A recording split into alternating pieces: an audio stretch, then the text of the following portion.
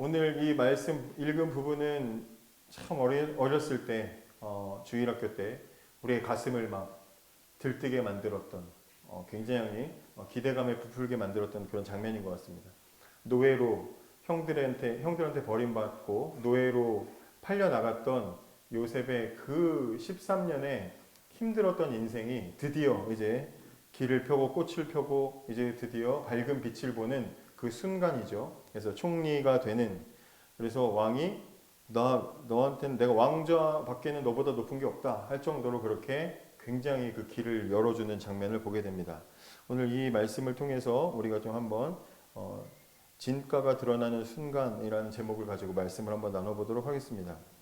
요셉의 인생을 우리가 쭉 보고 있고 우리는 이미 스포를 당한 상태에서 요셉의 인생을 보고 있습니다. 그래서 이 일들이 그렇게 긴장되지 않은 상태로 말씀이 보여지긴 합니다. 그런데 요셉의 인생을 우리는 대신에 그 내면에 보이지 않는 그 이면에 일하시는 하나님의 손길이 뭔지 우리는 이제 그것을 처음부터 지금 살펴보고 있었습니다. 잘 알겠지만 어렸을 때 청소년 상태의 요셉은 굉장히 사회성도 떨어지고 굉장히 성격도 좋지 않고 형들이 볼 때 죽이고 싶은 마음이 들 정도로 좋지 않은 상태였다 이야기했습니다. 그죠?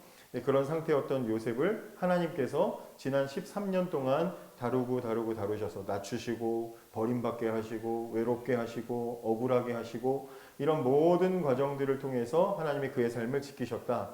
그래서 형통한 삶이라고 하지만 정작 그 형통이라는 것은 하나님의 일하심을 믿고 기다리는 거, 그게 형통이라고 이야기를 했습니다. 근데 그 기다림의 시간이 보통 힘들고 어려운 게 아니죠. 기다리고 또 기다리게 하실 뿐만 아니라 마지막 지난 시간에 우리 살펴봤던 말씀에서는 이제 드디어 빛을 보는구나, 길이 열리는구나 하는 기대감을 그 정치범 감옥소에 같이 갇혔을 때 술 맡은 관원장이 풀려나는 순간에 생각했을 겁니다. 드디어 나가는구나. 나를 기억해 주십시오 말했기 때문에 나를 기억해 주겠지 했지만 잘 아시는 대로 그 술 맡은 관원장이 나가자마자 요셉을 만 2년 동안 잊어버렸다. 730일 머릿속에 완전히 그냥 요셉을 지워버렸다. 이렇게 이야기를 했었습니다. 그렇게 긴 시간 동안 잊혀질 정도로 요셉은 그 속에서 다시 감옥에서 2년 동안의 그 꽉 찬 2년 시간을 기다리고 또 기다렸다 이야기했습니다. 그러면서 지난 시간에 그 2년을 지난 11년 총 요셉이 고생했던 시간이 13년인데 11년보다 그 마지막 2년이 훨씬 더 힘들었을 것이다. 우리도 뭔가 될 것 같았을 때 좌절되면 그것보다 더 힘든 건 없거든요. 그래서 우리도 그 요셉도 굉장히 힘든 시간이었을 거다라고 말씀을 나눴었습니다. 그 기다림의 시간이 이제 끝났다는 게 오늘 우리가 읽은 본문의 말씀입니다. 41장 1절에 보면 만 2년 후에 바로가 꿈을 꾼즉 자기가 나일 강가에 서 있는데 이제 다른 이야기로 이제 전환이 되고 새로운 국면이 시작이 됩니다.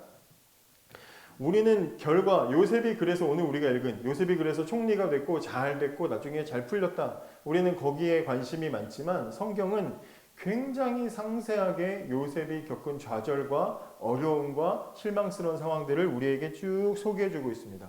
왜냐? 하나님에게는 그게 더 중요하거든요. 하나님에게는 우리가 성공하고 잘되고 빛나는 순간보다 우리가 어두움 속에, 우리가 낮아질 때에, 우리가 구덩이에 떨어졌을 때에 우리가 그 속에서 어떻게 숙성되어 가는지를 보시는 것이 하나님에게는 더 중요하기 때문입니다. 40장 마지막 23절부터 41장 1절 그 사이 단 한 줄이지만 그러나 꽉 찬 2년의 시간 731일이라는 시간이 그 사이에 흘러갑니다. 술 맡은 관원장은 분명히 내가 너 기억할게 해놓고 잊어버렸습니다. 그 만 2년 동안 요셉의 인생의 신분, 요셉의 무슨 수준, 요셉의 삶의 상황이 1mm도 나아진 게 없습니다. 그대로 정체된 것처럼 그대로 있습니다. 잊혀진 상태였고 여전히 감옥 속에 있었고 감옥 속에서 조금 더 대우를 받은 것도 하나도 없이 요셉은 그냥 그 전에 했던 일 그대로 하면서 살았을 겁니다. 겉으로 봤을 때는 멈춰진 것 같은 그런 시간이 흘러갑니다. 여러분 근데 우리의 입장에서 보면 시간 낭비가 이런 시간 낭비가 어딨나.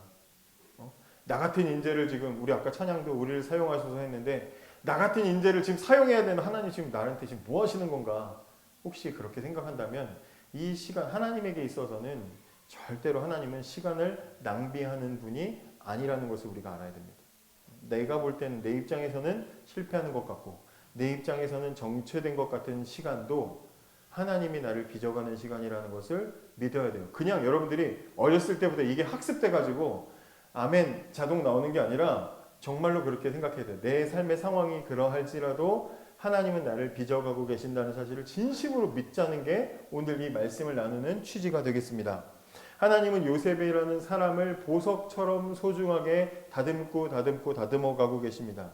우리는 늘 마음속에 그런 생각을 하죠. 언제쯤 이 문제가 풀릴까? 언제쯤 결과가 나올까? 언제쯤 상황이 나아질까? 언제쯤 변화될까? 그런데 우리는 결과에 주목할 때 하나님은 오늘의 이 과정들을 다 하나님께서는 세세하게 지켜보고 계시면서 내가 준비되었는가를 보신다는 거죠.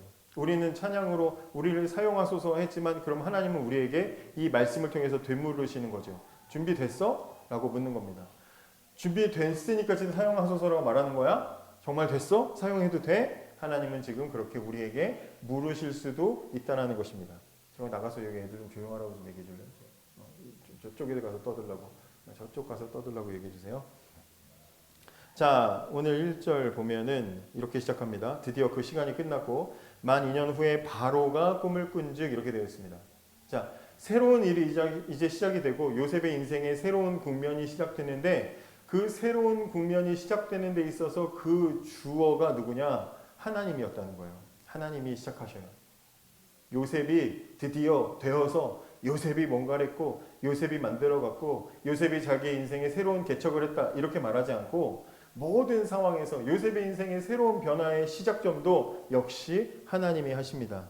하나님께서 요셉이 그 사이에 2년 동안 뭐 열심히 로비를 했다든지 충분히 그럴 수 있잖아요. 술 맡은 관원장 자기를 기억을 못한다고 하니까 제발 간수장한테 사이도 좋고 감옥 안에서 사람들한테 인정도 받았으니까 얼마든지 쪽지를 보내가지고 나 좀 기억해달라고 저 아시죠? 요셉 아시죠? 한마디만 해주세요. 얼마나 부탁을 했겠어요. 감옥에 들어왔다 나가는 사람이 얼마나 많겠어요. 거기서 창살 사이에 서가지고 저 요셉인데요. 저 좀 얘기해 주세요. 술 맡은 관원장한테 제 얘기 좀 해주세요. 로비를 할 수도 있고 부탁을 할 수도 있어요. 근데 오늘 1절은 요셉이 그런 로비 끝에 노력 끝에 뭔가를 얻었다 이렇게 말하지 않고 하나님이 일하신다라고 말하고 있습니다.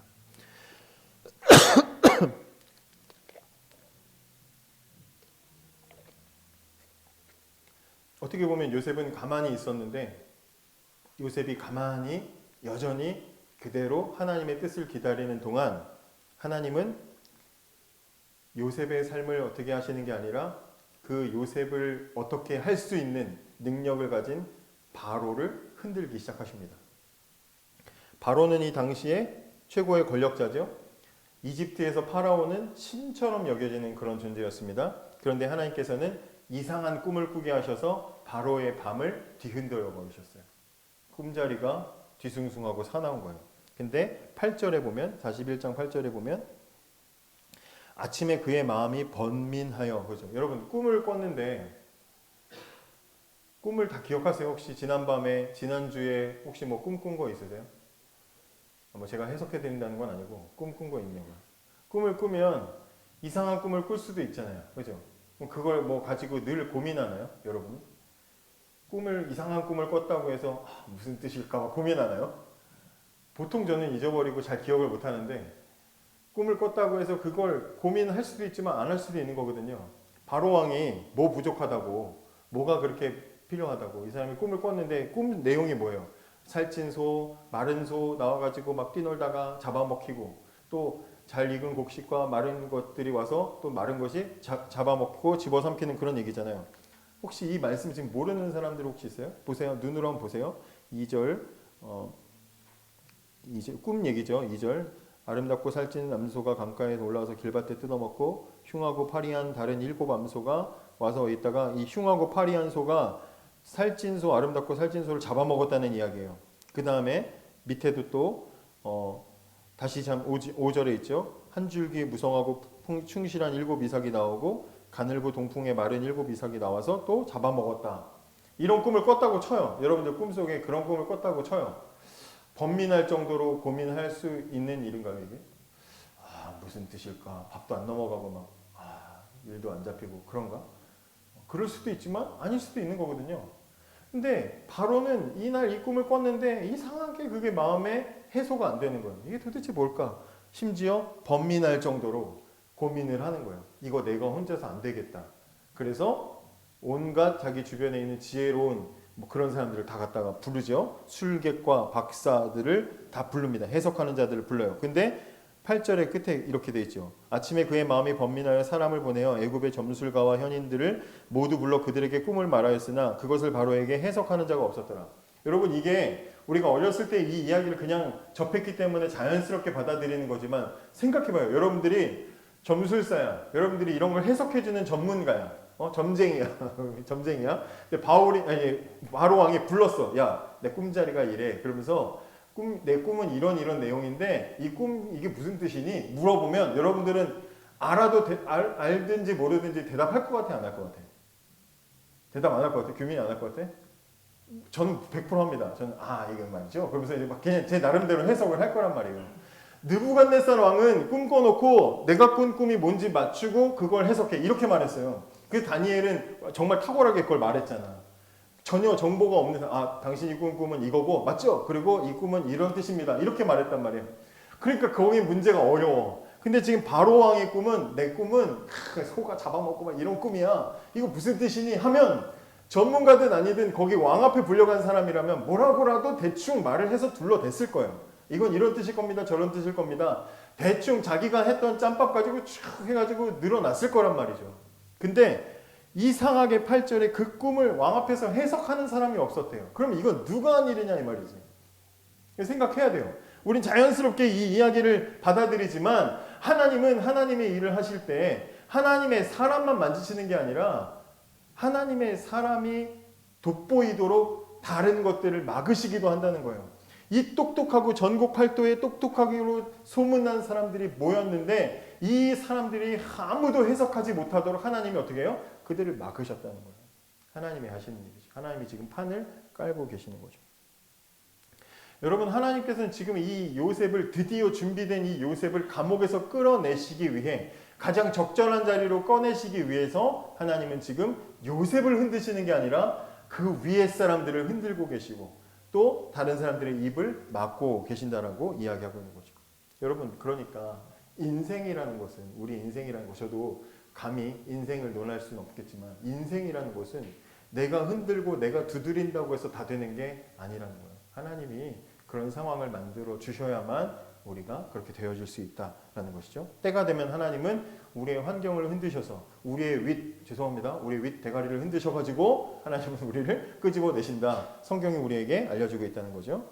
자, 그제서야 왕이 이런 얘기를 하니까 9절에 술 맡은 관원장이 바로에게 말하여 이르되 내가 오늘 내 죄를 기억하나이다. 드디어 2년 만에 드디어 기억력이 돌아왔어요. 그리고 바로께서 종들에게 놓아사 자기 얘기죠. 나와 떡 굽는 관원장을 친위대장 집에 가두셨을 때에 나와 그가 하룻밤에 꾼 꿈을 꾼즉 각기 뜻이 있는 꿈이라 그곳에 친위대장의 종된 히브리 청년이 우리와 함께 있기로 우리가 그에게 말하매 그가 우리의 꿈을 풀되 그 꿈대로 각 사람에게 해석하더니 13절 그 해석한 대로 되어 나는 복직되고 그는 매달렸나이다 이렇게 얘기해요.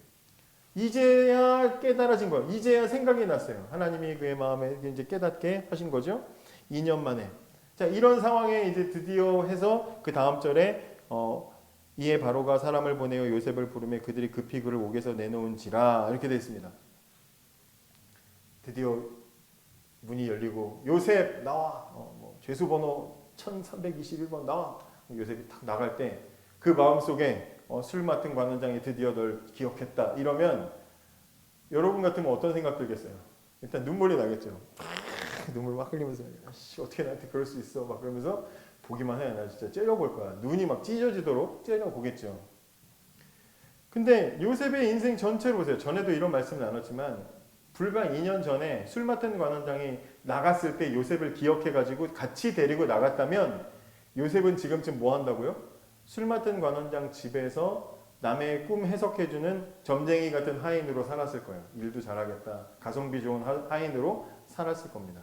그런데 하나님은 술 맡은 관원장에게 망각을 시키셔서 요셉의 존재를 잔뜩 잊게 하셨다가 드디어 2년 만에 아주 결정적인 순간에 생각나게 하셔서 바로 앞에 바로 즉시 요셉을 세울 수 있는 길을 터주신 것이다.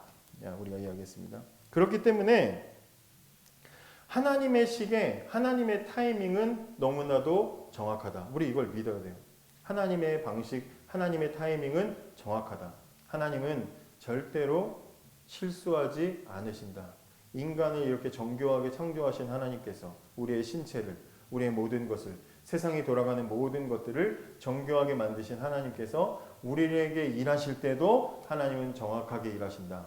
그렇기 때문에 우리는 억울해하고 서운해하고 어떤 상황에서 나를 몰라준다고 해서 분노하는 것에 에너지를 쏟을 필요가 없는 거죠. 왜? 어떤 사람이 날 잊었어. 어떤 사람이 나에게 받은 은혜에 대해서 그걸 잊어버렸어요. 나를 외면했어요. 억울한 일을 당하게 했어요. 물론 속상하고 화가 나지만 그러나 우리가 하나님이 하시는 일의 관점으로 봤을 때는 이 모든 것들을 통해서 하나님은 반드시 선한 일을 이루실 것이라고 믿으면 우리는 그런 것들로 인해서 몇 년, 막 5년, 10년, 20년 막 그렇게 우리의 원한을 쌓아가지고 서운함을 쌓아가지고 살 이유가 없다는 것이죠. 사람 뒤에 계시는 하나님 바라보면 우리가 이런 모든 것들에서 관계의 문제에서 이제 자유할 수 있다. 자, 14절에 이에 바로가 사람을 보내며 요셉을 부르매 그들이 급히 옥에서 낸지라. 여러분 급히라는 단어에 여러분 동그라미 표시하시기 바랍니다. 가장 중요한 단어죠. 급히라는 겁니다. 자, 13년 동안이나 요셉은 아무도 모르게 외면당했어요. 억울한 일 당했습니다. 아무도 알아주지 않았어요. 요셉의 인생의 관점으로 봤을 때는 하나님이 마치 자기를 잊어버리신 것 같은 그런 상태였어. 부잣집 아들로 좋은 옷 입고 살다가 어느 한순간에 버림받고 밑바닥에 떨어져서 하나님이 13년 동안이나 창고 속에 가둬놓고 거의 기억하지 못하는 것처럼 그런 인생을 살았어요. 그런데 하나님께서 원하시는 때가 딱 되자마자 하나님의 일은 어떻게 진행돼요? 천천히가 아니고 급히 진행되는 거예요. 하나님이 하실 때가 되면 모든 일들은 너무나도 완벽한 순간에 급히 즉시 모든 일들이 이루어진다는 것을 보게 되는 거죠. 하나님은 지체하지 않으시고 하나님이 하실 일들을 즉시 이루시는 것을 우리가 보게 됩니다. 성경에 이런 일들이 굉장히 많아요. 성경에는 굉장히 많아요. 이건 하나님이 하시는 방식이에요. 하나님은 우리가 준비될 때까지 기다리게 하셨다가 하염없이 기다린 것 같이 기다리게 하시다가 하나님 정하시는 때가 되면 그때는 지체 없이 주저함 없이 즉시 우리를 하나님의 것으로 사용하십니다. 다윗을 생각해 보세요. 다윗은 어린 시절에 왕이 될 거라고 기름 부음을 받았어요. 우리 어렸을 때 누가 너는 왕이 될 상이다 이런 얘기 한 사람 아무도 없잖아요. 근데 다윗은 왕이 될 사람으로 기름 부음을 받았어. 근데 잘 아시겠지만 사무엘이 하나님이 이새의 집 가가지고 그 아들들 중에 왕이 될 사람이 있다. 하나님도 좀 수수께끼처럼 말해. 하나님이 이새의 집 가서 몇째 아들한테 가서 기름 부어라 이러면 되는데 그 아들들 중에 기름 부음 받을 왕이 될 사람이 있다. 그러니까 사무엘이 갔어. 그랬더니 이새가 또 자기 아들들을 쭉 불렀어요. 근데 쭉 봤는데 얘 괜찮은데 잘생겼는데 뭐 키 큰데 힘세 보이는데 몸 좋은데 쭉 봤는데 하나님이 아니래. 다 아니래. 그러더니 야 너 아들 하나 더 있지? 그랬더니 이새가 근데 걔는 아닌데 걔는 아예 아닐 것 같아서 가족들도 형제들도 다윗은 절대로 아닐 것 같아서 양치로 보냈어. 근데 하나님은 걔라는 거예요. 그래서 다윗을 불렀어요. 다윗을 보니까 하나님이 걔한테 기름 부어라. 그래서 자기가 왕이 되겠다고 서 있지도 않았는데 다윗을 불러다가 기름을 부었잖아요. 기름 부었으면 그 인생이 그 뒤로 탄탄대로를 가야 될 거 아니에요. 뭔가 왕이 될 것 같은 인생의 길을 가야 될 거 아니에요. 근데 잘 아시는 대로 거의 15년 동안 쫓겨다녀요. 사울에게 미움받고 죽을 고비를 넘기면서 15년을 쫓겨다닌다고요. 하나님이 없는 것처럼 인생을 살았어요. 외롭고 사람들 피해 다니면서 손가락질 받으면서 그렇게 비참한 삶을 15년을 살아요. 다윗 입장에서 무슨 생각하겠어요? 누가 시켜달랬냐고. 왜 하나님 괜히 나 기름 부음 받게 해가지고 이 고생을 시키시냐고 원망하지 않겠냐고요. 그런데 그 삶을 쭉 살아가요. 그러다가 사무엘하 1장에 이제 사울이 죽는 이야기가 나오고 사무엘하 2장에 가면 어떤 이야기가 나와 있냐면 사무엘하 2장 1절에 그 후에 다윗이 여호와께 여쭈어 아뢰되 내가 유다 한 성읍으로 올라가리이까 여호와께서 이르시되 올라가라. 다윗이 아뢰되 어디로 가리이까 이르시되 헤브론으로 갈지니라. 사울 왕이 죽자마자 이스라엘의 왕인 사울 왕이 죽자마자 다윗이 이제 사울 죽었는데 저 어디로 갈까요? 이제 헤브론으로 가라. 거기서 어디로 갈까요? 유다로 가라. 무슨 이야기냐면 왕이 될 자리로 가라는 거예요. 그 전까지는 하나님이 마치 계시지 않은 것처럼 지지부진한 것처럼 조용히 침묵하시는 것처럼 있는데 하나님 정하신 때가 딱 되자마자 하나님은 즉시 하나님의 일을 하게 하신다. 이게 하나님이 일하시는 방식이라는 거예요. 하나님이 일하시는 방식. 하나님은 우리에게 목적을 두셨습니다. 저와 여러분 다 하나님께서 우리에게 주시는 목적이 있어요. 그런데 그 목적을 감당할 준비가 될 때까지 우리 입장에서는 알 수 없는 시간이 흘러가지만 그러나 하나님께서는 그 시간이 다 채워지고 나면 우리가 그렇게 준비되고 나면 하나님이 일을 하시는데 그때는 너무나도 신속하게 너무나도 정확하게 너무나도 빠르게 하나님은 그 일들을 이루신다는 거예요. 신약에도 같은 일이 일어났어요. 사도행전 12장을 한번 찾아보세요. 사도행전 12장. 사도행전 12장 가면은 초대교회의 박해가 이제 막 점점 퍼지는 그런 상황이에요. 헤롯 왕이 유대교인들한테 환심을 받기 위해서 기존의 이스라엘 종교죠. 유대교인들한테 환심을 받기 위해서 교회를 핍박해요. 예수 믿는 사람들을 핍박해.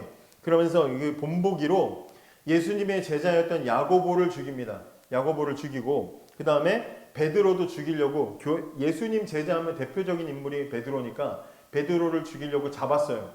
근데 잡아 죽이려다 보니까 이때가 유월절 명절 기간이야. 그래서 감옥에 넣어놓고 유월절 명절 끝나면 아침에 죽이겠다 해놓고 이제 감옥에다 집어넣은 상황이 12장이에요.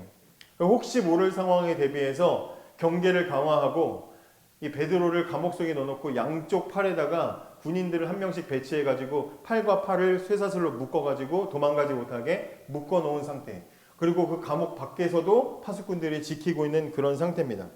날만 밝으면 이 밤만 지나면 베드로는 이제 끌려나가서 처형을 당할 수밖에 없는 그런 상황에 하나님이 천사를 보내서 베드로를 감옥 밖으로 꺼내시는데 5절부터 보시면 이에 베드로는 옥에 갇혔고 교회는 그를 위하여 간절히 하나님께 기도하더라. 그 상황이 굉장히 지금 긴박하고 어려운 상황이라는 거죠. 교회도 아이고 이제 죽었구나 하고 이제 기도를 하고 있습니다. 6절에 아까 제가 말씀드린 대로 쇠사슬에 매여서 있는 상태. 7절 보세요. 호련히 주의 사자가 나타나며 옥중에 광채가 빛나며 또 베드로의 옆구리를 쳐 깨워 이르되 급히 일어나라 하니 쇠사슬이 그의 손에서 벗겨지니라. 잠자고 있는데 베드로를 툭 치면서 야 빨리 일어나. 지금 감옥에 갇혀가지고 다음 날이면 죽을 수밖에 없는 상황에 있는 베드로를 툭 쳐가지고 깨워서 잠도 깨지도 않았는데 감옥 밖으로 천사가 데리고 나갑니다. 깨워서 일어나라. 정신 차렸어? 이제 됐어. 손가락 몇 개야? 3개? 2개? 확인했지? 나가자. 하는 게 아니고 잠도 안 깬 애를 데리고 나와가지고 자유를 줘요. 교회도 베드로가 돌아올 줄은 몰랐어. 베드로가 살기를 기도하고 있었지만 진짜로 살아서 베드로가 돌아와서 문을 두들렸더니 꼬마아이가 밖에서 보고 로데라는 아이가 베드로 목사님 돌아왔는데요? 그랬더니 교회에서 주여 베드로를 구원해 주셔서 하던 교인들이 거짓말하지 마. 안 믿었어요. 그 정도로 급박하게 하나님은 하나님의 일을 처리하신다. 세상에서는 도저히 불가능하다고 생각하는 그 순간, 방법이 없어 하던 그 절망적인 순간에도 하나님은 하나님이 원하시는 시간을 계산하고 계시고 그 하나님이 원하시는 타이밍에 정확하게 하나님의 방식대로 일을 하신다. 이게 성경이 우리에게 말해주는 거라고요. 하나님이 일하시는 데 있어서는 어떤 환경도 어떤 문제도 어떤 장애물도 어떤 견고한 쇠사슬이나 감옥도 하나님이 하시는 일의 순서를 막을 수는 없다는 거예요. 하나님이 작정하시면 즉시 급히 열리고 풀리고 해결된다. 성경이 우리에게 말해주고 있는 거죠. 세상의 모든 일들은 하나님 정하신 대로 흘러간다.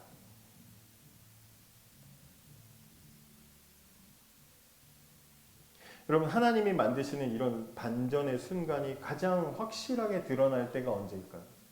하나님이 일하시는 하나님의 시간이 가장 정확하게, 가장 확실하게, 가장 강력하게 나타나는 순간이 언제일까요?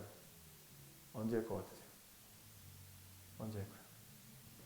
갈라디아서 4장 4절에 보면 이렇게 되어 있어요. 때가 참에 하나님이 그 아들을 보내셨다. 예수 그리스도를 이 땅에 보내시는 그 순간, The time has come이라고 써있어요. 하나님이 정확히 원하시는 그 시간이 왔다. 성경이 우리에게 말해주고 있어요. 하나님이 일하시자 어둠이 밝혀지고 악이 물러가는 반전이 즉시 급히 일어나는 것을 보게 됩니다. 그렇기 때문에 우리는 우리 시간 때문에 낙심하지 말아야 돼요. 저한테도 하는 말이에요. 사실 설교 준비하면서 저는 저 자신을 채찍질해요. 야, 왜 이렇게 안 될까? 뭐가 이렇게 풀리지 않을까? 어려울까? 왜 이렇게 막막할까? 얼마나 많은 생각을 하고 있겠어요. 여러분 이 나이에도 진로 고민을 하고 있다니까요. 진로 고민을 하면서 얼마나 답답하겠어요. 그런데 그때 오늘 이 말씀이 힘을 주는 거예요. 하나님의 때가 있다. 하나님이 일하신다. 여러분 그 때가 될 때까지 그렇다고 아무것도 하지 말라는 게 아니죠. 요셉이 그 안에서 어떤 일들을 어떤 생각으로 어떻게 살았을지를 생각해 보십시오. 다윗이 15년 도망 다니는 동안 무엇을 했을지를 생각해 보십시오. 뭐 했는지 모르겠다고요? 시편을 보세요. 시편에 다윗이 수많은 고난과 위협 속에서 어떻게 하나님께 반응했는지를 보시란 말이에요. 그 속에 담겨있는 눈물과 한숨과 두려움 속에서 하나님 앞에 고통받으면서 하나님을 바라봤던 그 모든 시간들이 그를 성숙하게 만들었다. 우리가 볼 수 있는 거죠. 자, 바로 앞에 요셉이 불려갔습니다. 그러자 15절에 이렇게 말합니다. 내가 들으니 너는 꿈을 들으면 능히 푼다더라. 바로는 지금 요셉의 전문성, 너 이거 잘한다며? 너 꿈 해석 잘한다며? 너 지금 추천받았어. 바로가 물었어요. 절호의 찬스죠. 기회죠. 우리는 누구나 다 이런 기회를 얻고 싶죠. 유력한 어떤 분이 우리를 불러가지고 너 잘한다며? 박 목사 너 잘한다며? 저는 잘합니다. 정말 저 믿어만 주십시오. 진짜 잘할 수 있습니다. 이력서 막 이렇게 써가지고 잘합니다. 막 못하는 것도 막 부풀려가지고 말하지 않겠어요? 요셉에게 기회가 왔어요. 너 꿈을 들으면 잘 푼다며? 너 해석 잘한다며? 그랬으면 요셉에게 이 13년의 억울함, 지난 2년 동안에 쌓였던 그 모든 것들을 막 울면서 막 풀면서 저 잘합니다. 파라오 왕이시오. 제가 좀 칩니다. 이러면서 이렇게 좀 허세도 부려가면서 막 자신을 어필할 수 있는 그런 기회가 왔습니다. 그런데 요셉이 그 반응에 대해서 뭐라고 얘기합니까? 16절 같이 읽어볼게요. 16절 시작. 요셉이 바로에게 대답하여 이르되 내가 아니라 하나님께서 바로에게 편안한 대답을 하시리이다. 여러분 이게 오늘 설교의 핵심입니다. 진가가 드러나는 순간. 정말 중요한 이 순간에 요셉은 자기를 어필한 게 아니라 뭐라고 했어요? 여기 대답을 원어로 보면 나와는 상관없이 나를 제외하고 너 잘한다며? 아니요. 그건 나를 제외하고 하나님이 하시는 겁니다. 이렇게 말합니다. 나는 통로일 뿐 내가 원천이 아닙니다.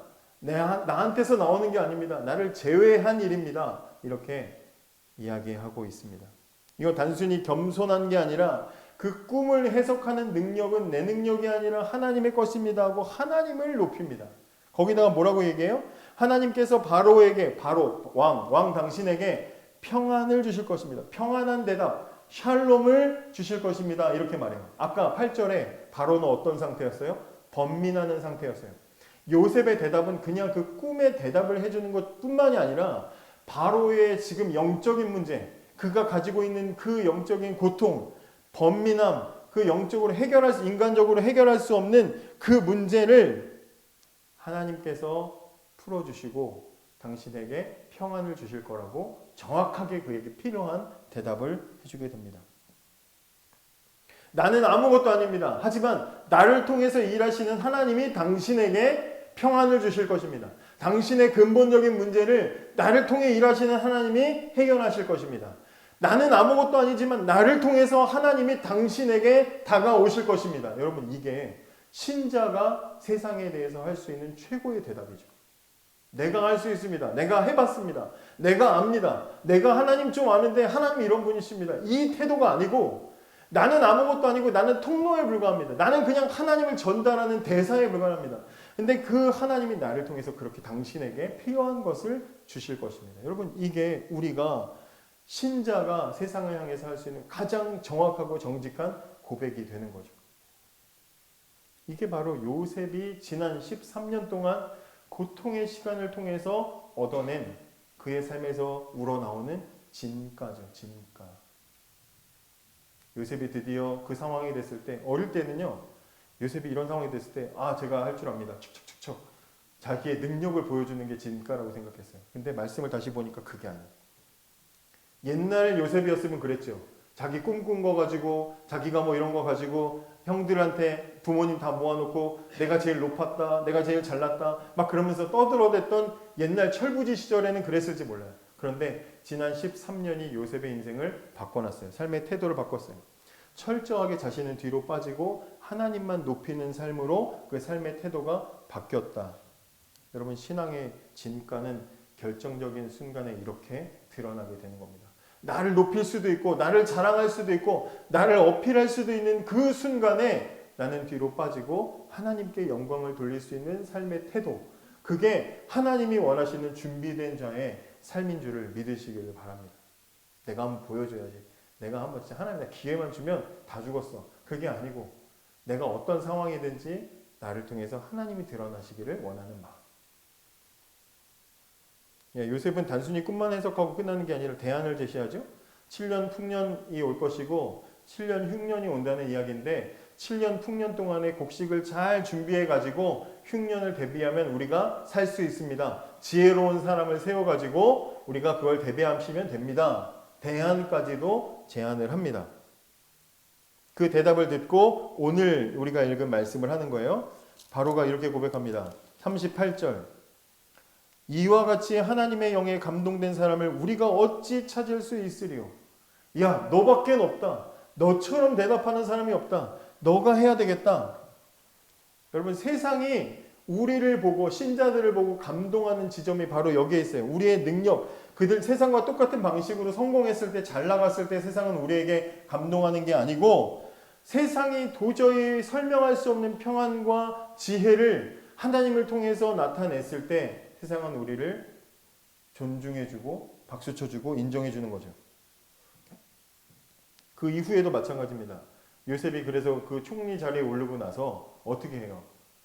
여러분 같으면 어떻게 하겠어요? 그래서 이제 왕이 드디어 여러분에게 총리 자리였어요. 지선이에게 총리 자리를 줬어. 권력을 줬어. 나 다음에 2인자가 너다. 그러면 지선이는 어떻게 하겠어요? 피해 복수를 보디발로 죽었어요. 보디발부터 일단 죽이고 막 그러겠죠. 그죠? 형들 잡아서 막 그럴 수도 있죠. 그렇지 않겠죠. 어쨌든 그런데 요셉은 어떻게 합니까? 45절 끝에 보니까 그 권력을 받고 나서 어떻게 해요? 요셉이 나가 애굽 온 땅을 순찰하니라. 뭐였어요? 하나님이 주신 자리인 줄 알고 하나님이 맡기신 역할을 그냥 합니다. 묵묵히 자기의 역할을 감당합니다. 그 무슨 얘기예요? 이집트의 총리는 우리가 어렸을 때 동화처럼 들을 때는 대단한 권력의 자리로 올라갔다고 생각했지만 정작 요셉 자신은 권력의 자리로 받아들인 게 아니라 하나님이 나한테 또 하나 주신 사명의 자리로 받아들이고 그 자리에 나아간 거예요. 감옥에 있을 때나 아니면 보디발 장군 집에 있을 때나 총리가 됐을 때나 상관없이 하나님 맡기신 사명을 감당하러 그 자리로 나아갑니다. 그럼 이제 결론입니다. 여러분들은 지금 뭘 기다리고 있습니까? 우리 다 기다리고 있죠? 뭘 기다리고 있습니까? 말씀을 맺으면서 마지막으로 묻고 싶은 건 이겁니다. 여러분은 지금 무엇을 기다리고 있습니까? 환경이 바뀌기를 기다리고 있습니까? 아니면 기회가 오기를, 누군가 나를, 내 진가를 알아주기를 혹시 기다리고 있습니까?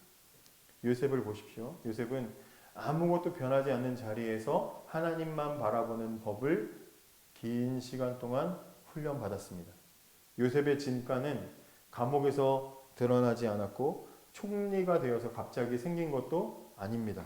그의 진가는 이미 감옥에서 있는 동안 완성되어 있었습니다. 하나님만 하시는 일, 하나님의 때가 되었을 때 그게 드러났을 뿐이죠. 우리는 늘 환경 탓하고 상황을 탓하고 하나님이 기회를 주지 않는다고 울고 불고 하나님을 원망할 수도 있습니다. 근데 정작 중요한 문제를 우리가 모르는 것 같습니다. 뭐냐면 정말 하나님이 여러분들이 원하는 그 자리로 지금 당장 여러분들의 원하는 대로 세워주신다면 여러분은 그 자리를 하나님 뜻대로 감당할 수 있습니까? 지금의 태도로 지금의 신앙으로, 지금 여러분들이 가지고 있는 순종으로 여러분들을 하나님께서 세상 앞에 요셉처럼 드러낸다고 할 때 여러분들은 하나님을 가리지 않고 하나님보다 앞서지 않고 하나님 원하시는 대로 그 일을 감당할 수 있는 준비가 되어 있습니까? 여러분 그만큼 자신 있습니까? 여러분 하나님은 재능 많은 사람을 쓰시는 게 아니라 온전히 하나님께 맡긴 사람을 사용하십니다. 그래서 오늘 이 말씀은 우리에게 위로이기도 하지만 강력한 도전이 되기도 합니다. 당장 드러나지 않아도 좋고 당장 높아지지 않아도 좋습니다. 지금 당장 순종하지 않으면 우리에게 이런 날은 오지 않는다라는 것이죠. 우리의 진가는 미리 준비해서 쌓아두는 게 아니라 매일의 순종 속에서 만들어지고 하나님의 때에 하나님의 손에 의해서 드러나게 되는 것이죠. 하나님께서 우리의 이름을 부르시는 그날 부끄럽지 않게 서서 온전히 하나님을 드러낼 수 있도록 준비되어지고 있는지 우리가 먼저 점검해야 되는 것이죠. 어느 정도까지 그래야 되는가? 어느 정도까지 그래야 되는가? 나에 대한 하나님의 일하심이 정말 내 삶에서 믿어지는 것이 그냥 묻어날 때까지. 하나님이 잘 되게 하시든 안 되게 하시든 하나님 일하신다는 사실이 그냥 내 삶에서 드러날 때까지. 다 포기하라는 말이 아니고 아까 앞에서 사도행전 12장 봤잖아요. 말씀을 준비하다가 그 생각이 들더라고요. 베드로가 당장에 내일이면 끌려가서 지금 처형당할 상황이잖아요. 지금 양쪽 팔이 묶여서 같이 감옥 속에 있어요. 도망갈 수가 없는 상황이에요. 아무것도 지금 안 되는 상황이란 말이죠. 근데 베드로가 다음 날이면 끌려가서 죽게 생겼는데 지금 아까 12장에 보면 뭐라고 하고 있어요? 베드로는 그 밤에 뭐 하고 있었죠? 천사가 베드로 어떤 상태라서 깨웠습니까? 자고 있으니까 깨웠어요. 여러분 생각해 보세요. 베드로라는 사람이 원래 이렇게 마음이 여유로운 사람이었냐? 그렇지 않죠. 예수님 끌려갔을 때 잡혀서 재판 받으실 때 예수님 3번이나 부인할 정도로 예민하던 사람이에요. 자기 목숨에 대해서 예민하던 사람이란 말이에요. 그런데 그 베드로가 어느새 변해가지고 하나님이 나를 살리시든지 나를 죽이시든지 지금 당장 데려가시든지 아니면 나를 살려가지고 다시 또 복음 전하게 하시든지 하나님 하시는 일에 대해서 완전히 신뢰하는 상태로 있으니까 그 다음날 끌려가서 감옥에서 다음날 끌려가서 처형당할 수밖에 없는 죽기 전날 밤에 잠이 오는 거예요. 그 밤에. 여러분 하나님 뜻대로 하나님 방식대로 믿음으로 살면 어디까지 가야 되는가? 그 지경까지 가야 된다는 말이에요. 잘 되든 못 되든 하나님이 내 삶을 통해서 일하시는 것을 믿고 그냥 내 삶을 맡기는 거예요. 조급해하지 않고 그렇게 살아가는 거죠. 주중에 방중 모임의 묵상을 나누면서 이런 이야기를 들었습니다. 뭐 흔히들 여러분들과 만나면 많이 듣는 얘기고 많이 하는 이야기예요. 뭐냐면 세상과 신앙 사이에서 나는 지금 갈등하고 있어요. 더 신앙으로 선택해야 되는지 더 세상적인 그런 관계들을 내가 내려놓기 힘들어서 나는 갈등하고 있습니다. 이런 이야기예요. 정말 여러분들 만나면 많이 듣는 이야기입니다. 성도들한테 상담을 하고 이야기를 하면 정말 많이 세상과 신앙 사이에서 갈등하고 고민합니다. 여러분들도 그런 이야기를 많이 해요. 그죠? 근데 그때 문득 그런 생각이 들어서 그날따라 제가 막 말했어요. 도대체 신앙과 세상 사이에서 왜 갈등하냐고 물었습니다. 제가.